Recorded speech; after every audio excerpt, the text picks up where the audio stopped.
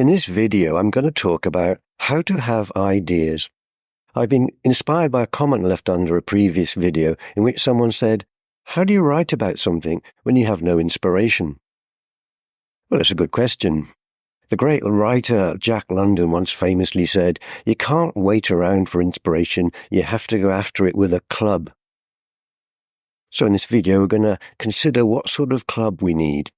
And I'm going to introduce you to a method of coming up with ideas known as the Stanford protocol. This is Stanford, my friend Leslie's cat. So welcome to another installment in my series on how to write your novel using that most unlikely of writing implements, a round Oxford bus ticket.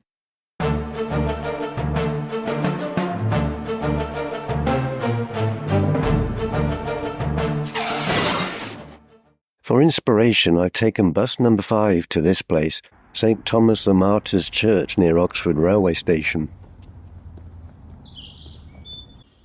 You see that up there? That's the coat of arms of one Robert Burton, who was the curate here in the 17th century. Now, Burton is celebrated as the author of the encyclopedic book, The Anatomy of Melancholy. Now, traditionally, the way to get poetic inspiration has been to seek the divine spark of creativity from those crazy daughters of Zeus, the muses. But Burton warns us there is one problem with this. You are likely to get very melancholic if you take this route. Byron said, "We of the craft are all crazy.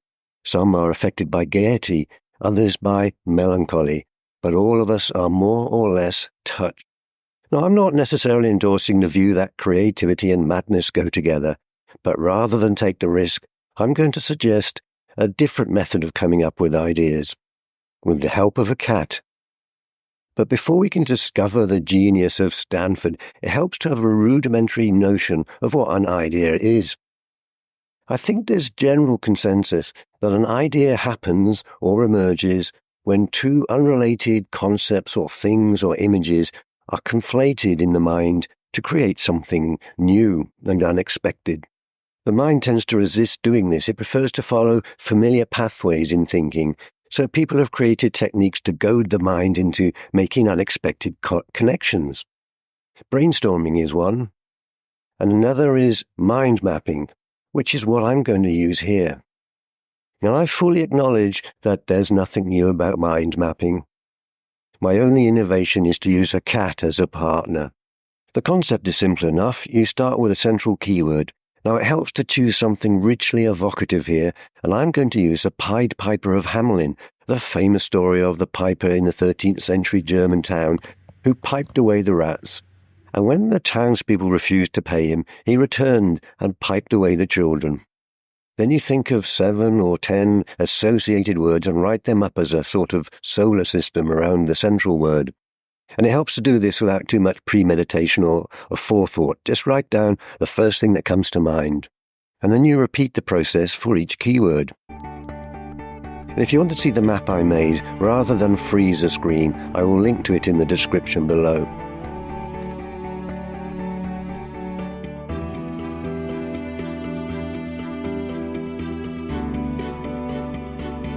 Once your map is complete, the next step is simply to let your eyes rove over the associations and see what emerges.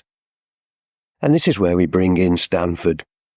To emphasize the role of serendipity in this, we're going to use Stanford's movements as revealed by the tracking collar he wears around his neck and the app on his owner's phone. Then we will superimpose his movements over the mind map to select the keywords. Leslie and I tried this once to choose the numbers for the lottery ticket, and it didn't work. So I can't guarantee that this is going to work, but I think the problem was last time that Stanford figured out what we were up to, and so we're careful now never to discuss our plans in front of him. So here goes.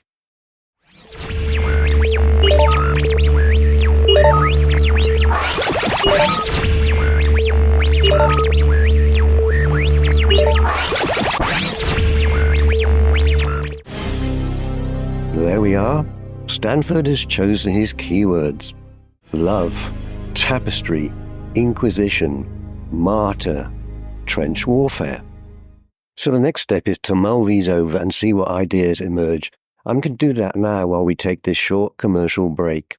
George Orwell once said, "Writing a book is a horrible, exhausting struggle, like a long bout with some painful illness."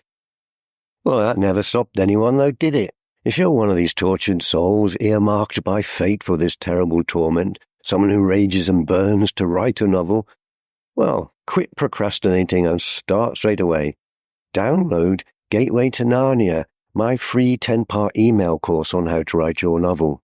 10 lessons, 1 a day, into your inbox. The link is in the description below.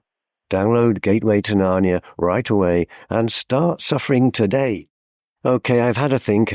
Now, I'm not going to make up the whole story, there isn't time, just the beginning to demonstrate the thought process. Now, I had assumed the story that emerged would be pretty medieval in flavour, but I was surprised what came out. The thing which really struck me was the keyword about trench warfare, because it made me realise that the thing that I really like about this story of the Pied Piper of Hamelin is how it resonates allegorically on numerous levels. The idea of piping away a generation of children, of innocence, resonates deeply. Because in a way, this is what happened in 1914, isn't it? The flower of Europe's youth piped away into the cannon's mouth. They even sang in the trains taking them to northern France, didn't they? They marched behind flutes and drums to their death, as soldiers have done since time immemorial. So for my story, I envisaged a flute player called George in England signing up in 1914. And he is haunted by an incident from his childhood when his little brother went missing and was never seen again. And from time to time his brother appears to him in a dream standing in front of a tapestry. So George goes off to fight on the Western Front, and he takes part in that famous Christmas Day truce when the soldiers from both sides met in no man's land and shook hands and exchanged Christmas gifts. And George shakes hands with a German soldier and has the overwhelming impression that he knows him, that he's met him somewhere before. And later, back in the trench as the shells whiz over his head once more, he realizes the man he met was his brother. And later, delirious with fever, he runs out into no man's land to find his brother, and his commanding officer sees him, presuming him to be deserting. He shoots him with his pistol, and George is wounded and taken prisoner by German soldiers. He's sent to a prisoner of war camp, and guess what? According to Wikipedia, there was a prisoner of war camp in Hamelin. So he goes there. But because of his wound, he is first sent off to a convent which has been turned into an infirmary. And lo, hanging on the wall of that convent is the tapestry from his dreams. So that's what the novel will be about. If George returns to England, he'll be shot at dawn for desertion.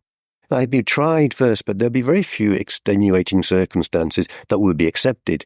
But if he could find his brother and tell them the incredible story, well, that would be enough to save his life. And to add a bit of spice, he falls in love with Trudy, the German nurse who attends him.